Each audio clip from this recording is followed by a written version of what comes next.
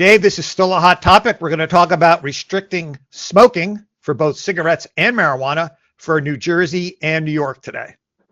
Yeah, sounds good. I would just say that we probably will not cover New York City, the 5 boroughs. There are a lot of smoking-related laws and regulations that apply on individual borough, on an individual borough basis that might not be of interest to the overall sort of audience. Okay, so if you're from New York City, this isn't going to help you out too much, but for everybody else, here we go. Smoking cigarettes, smoking marijuana, New Jersey, New York. Do we care if it's marijuana or if it's cigarettes? No, I don't think it matters. I think the concept is the same. The general concept is what rights does a board have to regulate the conduct of residents in their own private space and then in common areas. It doesn't necessarily matter what they happen to be smoking in and of itself. The outcome of the consequences of the activity might be relevant. A lot of associations want to restrict smoking. It's just a hassle with the complaints, usually resident to resident. Can they? Yeah, well, I think there are two separate things. There's the restrictions with respect to common spaces, and we're talking about sort of condominiums, obviously, and traditionally, I guess, more so high rises, areas where people are so packed together. So you have the disparate treatment of common space and then individual units. On a legal matter, it's almost always possible to regulate the conduct of owners with respect to common areas, but it's very, very challenging both legally and practically to do it with respect to individual private spaces. Dave, it seems obvious that associations could regulate whether people could smoke indoors, but a lot of them want to regulate whether or not they can smoke outdoors because they leave cigarette butts and they cause other nuisance type of complaints. How about outside? Could an association say no smoking outside? I think legally, I think the association most likely can. It would depend on governing documents and sort of the individual things that go along with a particular location or a particular association. But yeah, in general, yes. The more challenging aspect of that would be the enforcement mechanism. You'd have to identify who the person is, and then unless you're prepared to actually confront the person while they're engaging in the activity, all you have left would be a sort of post-activity punitive measure like a fine or something like that, which is very difficult to make effective. What about if it's marijuana and they're outside? The smell is much stronger than cigarettes. Do you recommend that an association contact the police department if they feel that it is becoming a nuisance and they're getting a lot of complaints? Well, I think anytime that a private entity, association, or related entity can pass something on to the police, that's usually the best approach. So if a client contacted me about a particular problem like that, then that might be a suggestion I would give. Whether or not that's actually illegal would, in this day and age, depend upon where you are.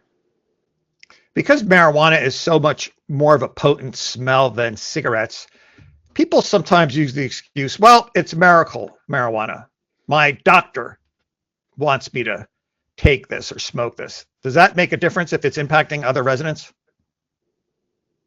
Well, if you're dealing with a medical related situation, then you generally will default down to the standard sort of accommodation, disability related accommodation analysis, which would be whether the person is in fact disabled, whether this particular conduct relates to the disability, and then whether you can reasonably accommodate it. But that's only if you have a prohibition against the conduct to begin with. So if the association doesn't have a prohibition against smoking or any type of conduct, then it wouldn't, anybody complaining about it would have no argument. But if someone is a nuisance, the smell is so potent that it's impacting other residents, it would almost be the same as cooking. The association could step in at some point, correct? It could, but those are very challenging situations. I mean, another person's nuisance is another person's, I don't even know what you're talking about. How many people, even in a couple, a husband can't doesn't smell some weird odor and the wife does. I mean, it's all a very individual, personalized thing. It's very difficult to do. But if you're relying on nuisance related covenants, you have a struggle to be able to establish something is in fact a nuisance anyway. And we'd have to talk for a while how to break that down. You wouldn't even really get to the issue of medical marijuana probably.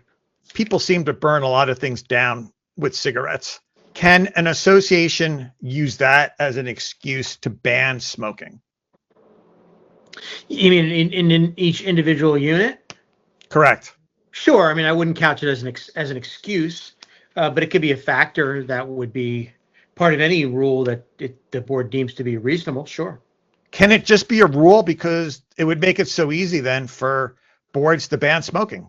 Depending on your governing documents and other sorts of things like local statutes and the like, it may or may not be possible for a board by majority vote to ban smoking in someone's unit.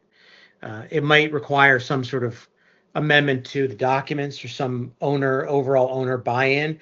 But ultimately, in the end, to me, it wouldn't make a difference because no matter what, the ability to practically enforce such a thing, whether it's a rule or a covenant, is almost zero.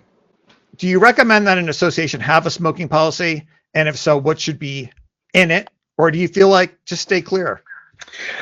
I have to say that if a client asks me that question, they're soliciting sort of legal / practical sort of feedback. And my position is no, there should be no smoking policy. There should be policies against throwing things that are lit, into trash cans. There should be policies about conduct that might light things on fire, but not necessarily policies that prohibit the act of smoking. That would be my advice. Why does an association need a policy? I think you're exaggerating a little bit, right? Why would they need a policy that says you can't throw a lighted item into the trash? I meant you shouldn't need a policy that says that, but but sometimes you do, right? I mean, you could, you just need policies that keep people from doing things that they might not otherwise think are dangerous, but ultimately are. You do sometimes. People are expected to put up with a certain amount of nuisances from fellow residents, especially in like a condominium building. You're going to smell things, you're going to hear things.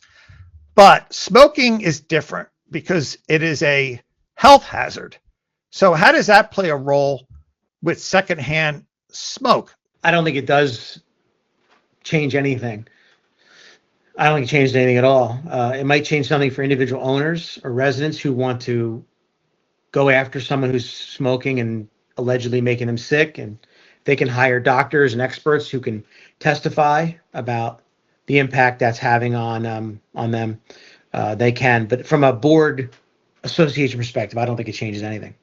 I don't even know if I want to ask this because you basically haven't come up with any kind of scenario where a board should get involved. Unsafe smoking where you are. Let me put it this way. Let me see if I can get you to go but even this then, route. even then, let me give you this scenario. Let me just say this. I don't know if you need a rule that prohibits someone from dropping cigarettes in their unit into a bowl of dry newspapers because, Okay. Do you see any situation where an association would get involved in the mitigation or the expense of cutting down the ability of smells and smoke to go from one unit to another? That's a good question. Yes, I could see there's a lot of scenarios where that would take place. For the most part, it would be to mollify complaining people and minimize or avoid litigation. It would be unlikely that it would be necessary, meaning the board would have an obligation to incur those expenses. But to avoid any kind of type of conflict or to settle some kind of litigation, if the board had to put in some sort of venting system or voluntarily decided to put in a venting system, I can envision multiple scenarios where a board would do that. A board wants to have a non-smoking building. They know it's going to be extremely difficult. Why can't they just reduce it to a certain extent by telling landlords, hey, you have to put in your lease, your tenants cannot smoke? That policy might be legally enforceable, depending on your governing documents and some other factors. Some jurisdictions don't take kindly on rules that treat landlord owners differently from occupant owners, but that legally might be enforceable.